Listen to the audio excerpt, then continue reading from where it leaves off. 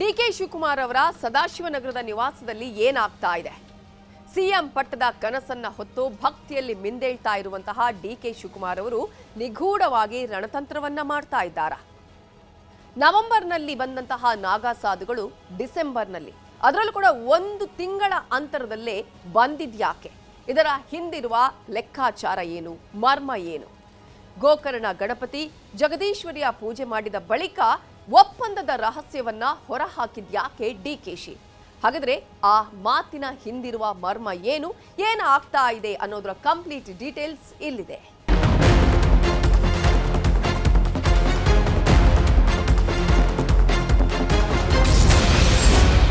ಡಿಕೆಶಿ ಮನೆಗೆ ಮತ್ತೆ ಬಂದ ನಾಗಾ ಸಾಧುಗಳ ತಂಡ. ಡಿಕೆಶಿಗೆ ಸಿಕ್ಕಿದ್ಯಾ ವರ? ಸಿಎಂ ಪಟ್ಟಕ್ಕೇರ್ತಾರ ಬಂಡೆ?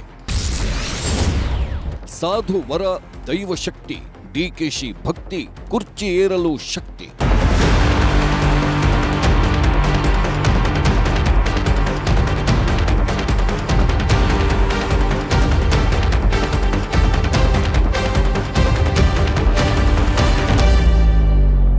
ಸದಾಶಿವನಗರದ ಡಿಕೆ ಶಿವಕುಮಾರ್ ನಿವಾಸ ಎಂದಿನಂತೆ ಇರಲಿಲ್ಲ. ಡಿಕೆಶಿ ಮನೆ ಮುಂದೆ ಮತ್ತೆ ವಿಶೇಷ ಅತಿಥಿಗಳು ಪ್ರತ್ಯಕ್ಷರಾಗಿದ್ರು. ಅವರೇ ಮೈಯೆಲ್ಲ ಭಸ್ಮ ಬಳಿದುಕೊಂಡು, ಕೈಯಲ್ಲಿ ಜಪಮಣಿ ಹಿಡಿದುಕೊಂಡು, ಸರ್ವಸ್ವವನ್ನೂ ತೊರೆದು ಜಗದೋದ್ಧಾರಕ್ಕೆ ನಿಂತ ನಾಗಾ ಸಾಧುಗಳು, ಅಘೋರಿಗಳು.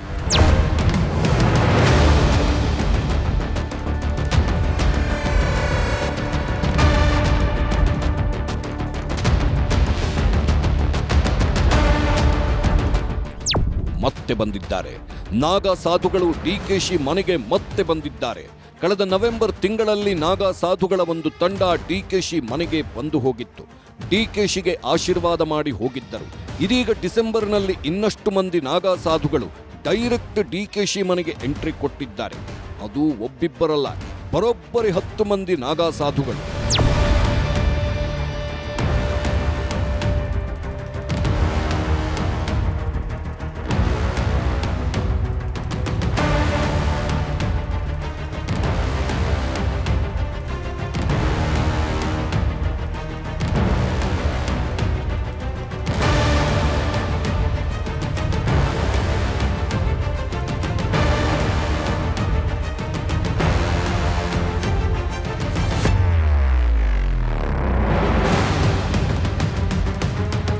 ಆಶೀರ್ವಾದ ಮಾಡಿದ್ರು. ಡಿಕೆಶಿ ಮನೆಗೆ ಬಂದಿದ್ದ ನಾಗಾ ಸಾಧುಗಳು ಡಿಕೆಶಿಗೆ ಆಶೀರ್ವಾದ ಮಾಡಿದ್ದರು. ಅದು ಸಣ್ಣ ಆಶೀರ್ವಾದ ಆಗಿರಲಿಲ್ಲ. ರಾಜ್ಯ ರಾಜಕೀಯದಲ್ಲಿ ಡಿಕೆಶಿ ಪ್ರಜ್ವಲಿಸುವಂಥ ಆಶೀರ್ವಾದ, ರಾಜಯೋಗದ ಆಶೀರ್ವಾದ. ಡಿಕೆ ತಲೆ ಮೇಲೆ ಕೈಯಿಟ್ಟು ಆಶೀರ್ವದಿಸಿದ ಸಾಧುಗಳು. ಇನ್ನು ಡಿಕೆಶಿ ಮನೆಗೆ ಕಾಲಿಟ್ಟ ನಾಗಾ ಸಾಧುಗಳನ್ನ ಖುದ್ದು ಡಿಕೆ ಶಿವಕುಮಾರ್ ಅವರೇ ಆಹ್ವಾನಿಸಿದ್ರು. ಡಿಕೆಶಿ ಆಹ್ವಾನದ ಮೇರೆಗೆ ಮನೆಯೊಳಗೆ ಕಾಲಿಟ್ಟ ನಾಗಾ ಸಾಧುಗಳು ಡಿಕೆ ಶಿವಕುಮಾರ್ ತಲೆ ಮೇಲೆ ಕೈಯಿಟ್ಟು ಆಶೀರ್ವಾದ ಮಾಡಿದ್ರು. ವಿಶೇಷ ಮಂತ್ರ ಜಪ ಮಾಡುತ್ತಾ ಕನಕಪುರ ಬಂಡೆಯ ಭಕ್ತಿಗೆ ಶಕ್ತಿ ತುಂಬಿದ್ದರು. ಹೀಗೆ ಆಶೀರ್ವಾದ ಮಾಡಿದ ನಾಗಾ ಸಾಧುಗಳು ಡಿಕೆಶಿಗೆ ಹೇಳಿದ್ದೇನು ಗೊತ್ತಾ? ಅದುವೇ ರಾಜಮಾರ್ಗ ರಹಸ್ಯ. ಕಾಶಿಯಿಂದ ಬೆಂಗಳೂರಿಗೆ ಅಘೋರಿಗಳು, ಸಾಧುಗಳ ಆಗಮನ. ಸಾಮಾನ್ಯವಾಗಿ ನಾಗಾ ಸಾಧುಗಳು ಹಿಮಾಲಯದ ತಪ್ಪಲುಗಳಲ್ಲಿರ್ತಾರೆ. ಕಾಶಿಯಲ್ಲೋ ಕೇದಾರನಾಥದಲ್ಲೋ ಇರ್ತಾರೆ.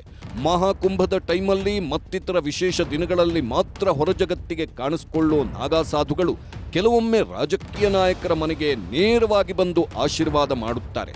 ಯಾರ ಮನೆಗೆ ಯಾಕೆ ಬರ್ತಾರೆ ಅನ್ನೋದು ಯಾರಿಗೂ ಗೊತ್ತೇ ಆಗಿರಲ್ಲ. ಅದೇ ಥರ ನಾಗಾ ಸಾಧುಗಳು ಈ ಸಲ ಬಂದಿದ್ದು ಬೆಂಗಳೂರಿನ ಸದಾಶಿವನಗರದಲ್ಲಿರೋ ಡಿಕೆಶಿ ಮನೆಗೆ. ಹೀಗೆ ಡಿಕೆಶಿ ಮನೆಗೆ ಬಂದಿದ್ದ ನಾಗಾ ಸಾಧುಗಳು ಡಿಕೆಶಿ ತಲೆ ಮೇಲೆ ಕೈಯಿಟ್ಟು ಆಶೀರ್ವಾದ ಮಾಡಿದ್ರು. ಆ ಆಶೀರ್ವಾದವೇ ರಾಜಯೋಗ ಮಾರ್ಗ.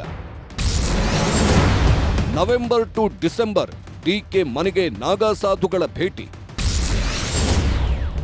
ಡಿಕೆಶಿ ಮನೆಗೆ ಬರ್ತಿರೋದೇಕೆ ಈ ನಾಗಾ ಸಾಧುಗಳ ತಂಡ?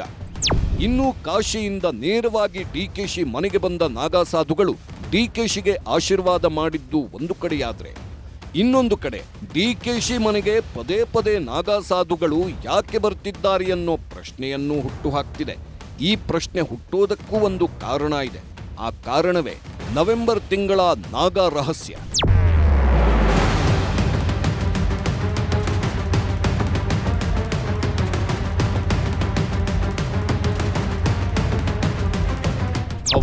ಕಳೆದ ನವೆಂಬರ್ ತಿಂಗಳಲ್ಲೂ ನಾಗಾ ಸಾಧುಗಳು ಡಿಕೆಶಿ ಮನೆಗೆ ಆಗಮಿಸಿದ್ರು.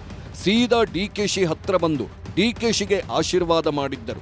ನವೆಂಬರ್ನಲ್ಲಿ ನಾಗಾ ಸಾಧುಗಳು ಆಶೀರ್ವಾದ ಮಾಡಿ ಹೋದ 1 ತಿಂಗಳ ಅಂತರದಲ್ಲಿ ಮತ್ತೆ ನಾಗಾ ಸಾಧುಗಳು ಮತ್ತದೇ ಡಿಕೆ ಶಿವಕುಮಾರ್ ಮನೆಗೆ ಬಂದಿದ್ದಾರೆ. ಮತ್ತೆ ಡಿಕೆಶಿ ತಲೆ ಮೇಲೆ ಕೈಯಿಟ್ಟು ಆಶೀರ್ವಾದ ಮಾಡಿದ್ದಾರೆ. ಆ ಆಶೀರ್ವಾದವು ಸೇಮ್ ಟು ಸೇಮ್ ಅದೇನೇ ರಾಜಮಾರ್ಗ ರಹಸ್ಯ. ರಾಜನಾಗೋ ಕಾಲ ಬಂದಿದೆ, ಡಿಕೆಶಿಗೆ ಹೇಳಿದ್ರ ಸಾಧುಗಳು. ಡಿಕೆಶಿಗೆ ವಿಜಯ ತಿಲಕ ಇಟ್ಟು ಆಶೀರ್ವದಿಸಿದ್ರ ನಾಗಾ ಸಾಧು. ಅಂದಹಾಗೆ ಡಿಕೆಶಿ ಮನೆಗೆ ಬಂದಿದ್ದ ನಾಗಾ ಸಾಧುಗಳು 2 ಸಲನೂ ಹೇಳಿದ್ದು ಒಂದೇನೆ, ಅದುವೇ ರಾಜಮಾರ್ಗ ರಹಸ್ಯ. ರಾಜನಾಗೋ ಮಾರ್ಗ ಹತ್ತಿರ ಇದೆ, ಆ ಮಾರ್ಗದಲ್ಲಿ ಇನ್ನು ಸ್ವಲ್ಪ ದೂರ ಹೋಗಿ ರಾಜ ಆಗ್ತೀರಿ ಅನ್ನೋ ರೀತಿಯಲ್ಲಿ ಡಿಕೆಶಿಗೆ ಆಶೀರ್ವಾದ ಮಾಡಿದ್ರು ನಾಗಾ ಸಾಧುಗಳು ಅನ್ನೋ ಮಾತಿದೆ. ಇಷ್ಟೇ ಅಲ್ಲ, ಮೊದಲಿಂದಲೂ ಸಿಎಂ ಪಟ್ಟದ ಕನಸು ಕಾಣುತ್ತಿರೋ ಡಿಕೆಶಿಗೆ ನಾಗಾ ಸಾಧುಗಳ ಆಶೀರ್ವಾದ ಮತ್ತು ಅವರಿಂದ ಸಿಕ್ಕ ವರ ಪಟ್ಟದ ಕನಸಿಗೆ ಇನ್ನಷ್ಟು ಬಲ ತುಂಬಿದೆ. ಇಷ್ಟೇ ಅಲ್ಲ, ಡಿಕೆಶಿ ಹಣೆಗೆ ವಿಜಯ ತಿಲಕ ಇಟ್ಟು ಆಶೀರ್ವಾದ ಮಾಡಿರೋದ್ರಿಂದ ಡಿಕೆ ಪಾಳೆಯದಲ್ಲಿ ಪಟ್ಟದ ಕನಸು ಇನ್ನಷ್ಟು ಗರಿಗೆದರಿದೆ. ಪ್ರಯತ್ನ ಫೇಲ್ ಆದ್ರೂ ಪ್ರಾರ್ಥನೆ ಫೇಲ್ ಆಗಲ್ಲ ಅಂತ ಪದೇ ಪದೇ ಹೇಳ್ತಿದ್ದ ಡಿಕೆಶಿಗೆ ಪ್ರಾರ್ಥನೆ ಫಲ ಕೊಡ್ತಾ ಇದೆಯಾ? ನಾಗಾ ಸಾಧುಗಳ ಆಶೀರ್ವಾದ ಅದಕ್ಕೆ ಶಕ್ತಿ ನೀಡ್ತಾ? ಇದು ಎಲ್ಲರನ್ನೂ ಕಾಡ್ತಿರೋ ಪ್ರಶ್ನೆ. ಗೋಕರ್ಣದಲ್ಲಿ ಮಹಾಪೂಜೆ, ಡಿಕೆಶಿಗೆ ಬಲಗಡೆಯ ಪ್ರಸಾದ. ಡಿಕೆಶಿ ವಿಘ್ನವನ್ನ ನಿವಾರಿಸಿದ್ನ ಗಣಪ.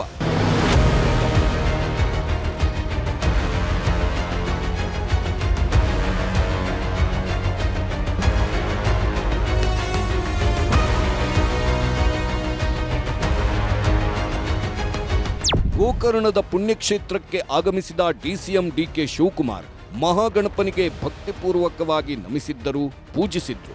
ಈ ವೇಳೆ ಡಿಕೆಶಿಗೆ ಬಲಗಡೆಯ ಪ್ರಸಾದ ದಕ್ಕಿದೆ. ಬಲಗಡೆಯಿಂದ ಹೂವು ಬಿದ್ದಿರೋದ್ರಿಂದ ಗಣೇಶನೂ ಡಿಕೆ ಶಿವಕುಮಾರ್ ಅವರ ಭಕ್ತಿಗೆ ತಥಾಸ್ತು ಅಂದನ.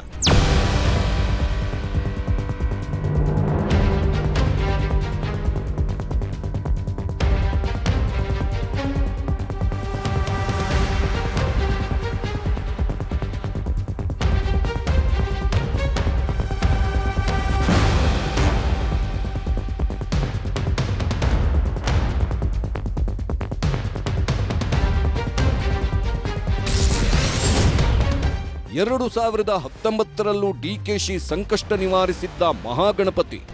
ಇನ್ನು ಈ ಹಿಂದೆ 2019ರ ಕಷ್ಟಕಾಲದಲ್ಲೂ ಡಿಕೆ ಶಿವಕುಮಾರ್ ಇದೇ ದೈವದ ಮೊರೆ ಹೋಗಿದ್ರು.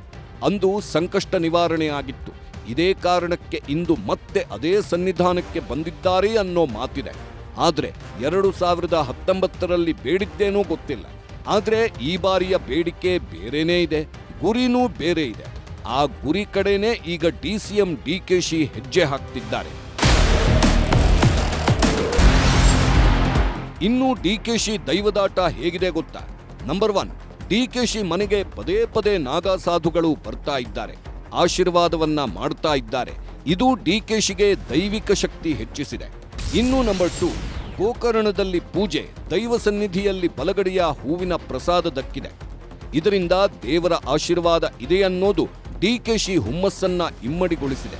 ಇನ್ನು ನಂಬರ್ 3, ಡಿಕೆಶಿಗೆ ವರ ಕೊಟ್ಟಿದ್ದ ಹಾಸನಾಂಬೆ ತಾಯಿ, ಹಾಸನಾಂಬೆಯ ಆಶೀರ್ವಾದ ಸಿಕ್ಕಾಗಲೂ ಡಿಕೆಶಿಯ ಪಟ್ಟದ ಕನಸು ಇನ್ನಷ್ಟು ಹೆಚ್ಚಾಗಿತ್ತು. ಹೀಗೆ ಡಿಕೆಶಿ ಕಂಡ ದೇವರಿಗೆ ಕೈ ಮುಗಿಯುತ್ತಿದ್ದಾರೆ, ಆಶೀರ್ವಾದ ಪಡೆಯುತ್ತಿದ್ದಾರೆ. ಈ ನಡುವೆ ಸಾಧು ಸಂತರು ಡಿಕೆಶಿ ಮನೆಗೆ ಬರ್ತಾ ಇದ್ದಾರೆ.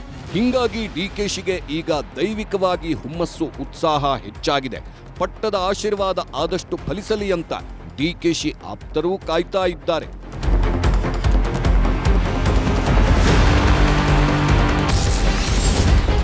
ದೈವಿಕ ಶಕ್ತಿ ಬೆನ್ನಲ್ಲೇ ಡಿಕೆಶಿ ಸ್ಫೋಟಕ ಮಾತು. ಒಪ್ಪಂದದ ಗುಟ್ಟು ರಟ್ಟು ಮಾಡಿದ ಡಿಕೆಶಿ. ಸಿಎಂ ಸಿದ್ದರಾಮಯ್ಯ ನನ್ನ ನಡುವೆ ಒಪ್ಪಂದ ಆಗಿದೆ ಎಂದಿದ್ದೇಕೆ ಡಿಕೆಶಿ. ಇನ್ನು 2023ರಲ್ಲಿ ಕಾಂಗ್ರೆಸ್ ಪಕ್ಷ ಕರ್ನಾಟಕದಲ್ಲಿ ಭರ್ಜರಿ ಗೆಲುವು ದಾಖಲಿಸಿದಾಗ ದೆಹಲಿಯಲ್ಲಿ ಹೈಡ್ರಾಮಾನೇ ನಡೆದು ಬಿಟ್ಟಿತ್ತು. ಸಿಎಂ ಪಟ್ಟಕ್ಕಾಗಿ ಸಿದ್ದರಾಮಯ್ಯ ಮತ್ತು ಡಿಕೆ ಶಿವಕುಮಾರ್ ನಡುವೆ ಜಿದ್ದಾಜಿದ್ದಿ ಏರ್ಪಟ್ಟಿತ್ತು. ಅಂತಿಮವಾಗಿ ಸಿದ್ದರಾಮಯ್ಯ ಸಿಎಂ ಆದ್ರು, ಡಿಕೆಶಿ ಡಿಸಿಎಂ ಆದ್ರು. ಆದರೆ ಅಧಿಕಾರ ಒಪ್ಪಂದದ ಬಗ್ಗೆ ಯಾವುದೇ ಹೇಳಿಕೆಯನ್ನ ಹೈಕಮಾಂಡ್ ಆಗಲಿ, ಸಿಎಂ ಸಿದ್ದರಾಮಯ್ಯ ಆಗಲಿ, ಡಿಸಿಎಂ ಡಿಕೆಶಿ ಆಗಲಿ ಎಲ್ಲೂ ಹೇಳಿರಲಿಲ್ಲ. ಆದರೆ ಇದೇ ಮೊದಲ ಬಾರಿಗೆ ನನ್ನ ಮತ್ತು ಸಿದ್ದರಾಮಯ್ಯ ನಡುವೆ ಒಪ್ಪಂದ ಆಗಿದೆ ಅನ್ನೋ ಮಾತುಗಳನ್ನಾಡಿದ್ದಾರೆ. ಹಾಗಿದ್ರೆ ಆ ಒಪ್ಪಂದ ಯಾವುದು? ಡಿಕೆಶಿ ಹೇಳಿದ ಆ ಒಪ್ಪಂದದ ಮರ್ಮವೇನು? ಇಷ್ಟು ದಿನ ಬಿಟ್ಟು ಈಗ ಯಾಕೆ ಒಪ್ಪಂದದ ಮಾತನ್ನಾಡುತ್ತಿದ್ದಾರೆ? ಇದು ಎಲ್ಲರನ್ನೂ ಕಾಡ್ತಿರೋ ಪ್ರಶ್ನೆ. ಇನ್ನೂ ಇಷ್ಟು ದಿನ ರಾಜ್ಯ ರಾಜಕೀಯದಲ್ಲಿ ತಂತ್ರಗಳು ಮಾತ್ರ ನಡೀತಾ ಇದ್ವು. ಆದ್ರೀಗ ತಂತ್ರಗಳ ಜೊತೆಗೆ ಮಂತ್ರಗಳೂ ಸದ್ದು ಮಾಡ್ತಿವೆ. ಆಶೀರ್ವಾದಗಳು, ಪ್ರಸಾದಗಳು, ಬಲಗಡೆಯ ಹೂವು, ಹೀಗೆ ಎಲ್ಲವೂ ಡಿಕೆಶಿ ಪಾಳೆಯದಲ್ಲಿ ದೈವದಾಟದ ಕುರುಹುಗಳಾಗಿ ನಿಂತು ಬಿಟ್ಟಿವೆ.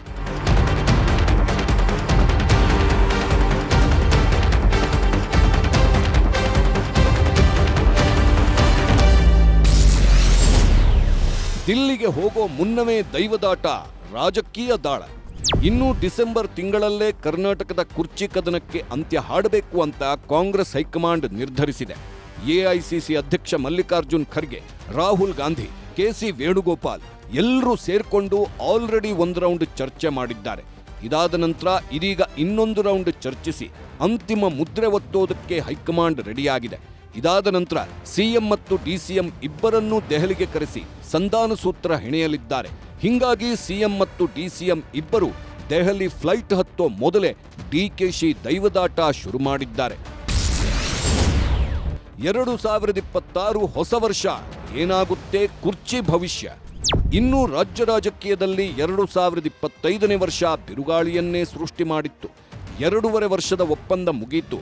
ಡಿಕೆಶಿ ಸಿಎಂ ಆಗ್ತಾರೆ ಅಂತ ಡಿಕೆಶಿ ಪಾಳೆಯದ ನಾಯಕರು ಕಾತರದಿಂದ ಕಾಯ್ತಾ ಇದ್ರು. ಆದ್ರೆ ಸಿಎಂ ಪಟ್ಟ ಬಿಟ್ಟುಕೊಡೋದಕ್ಕೆ ಸಿದ್ದರಾಮಯ್ಯ ಮತ್ತು ಅವರ ಆಪ್ತ ಬಳಗ ಸುತಾರಾಮ್ ರೆಡಿ ಇಲ್ಲ. ಹಿಂಗಾಗಿ ಕುರ್ಚಿ ಕದನ ತಾರಕಕ್ಕೇರಿತ್ತು. ಅದು ಡಿಸೆಂಬರ್ ಅಂತ್ಯದ ತನಕ ತಿಕ್ಕಾಟವನ್ನೇ ಸೃಷ್ಟಿಸಿಬಿಟ್ಟಿತ್ತು. ಹಿಂಗಾಗಿ 2025ರಲ್ಲಿ ಉದ್ಭವಿಸಿದ ನಾಯಕತ್ವದ ಗೊಂದಲ 2025ರಲ್ಲೇ ಮುಗಿಸ್ಬೇಕು ಅಂತ ಹೈಕಮಾಂಡ್ ಸಜ್ಜಾಗಿದೆ. ಆದ್ರೆ ಇದು ನಿಜಕ್ಕೂ 2025ರಲ್ಲೇ ಮುಗಿಯುತ್ತಾ ಅಥವಾ 2026ಕ್ಕೂ ಮುಂದುವರಿಯುತ್ತಾ ಅಂತ ಕಾದು ನೋಡಬೇಕಿದೆ.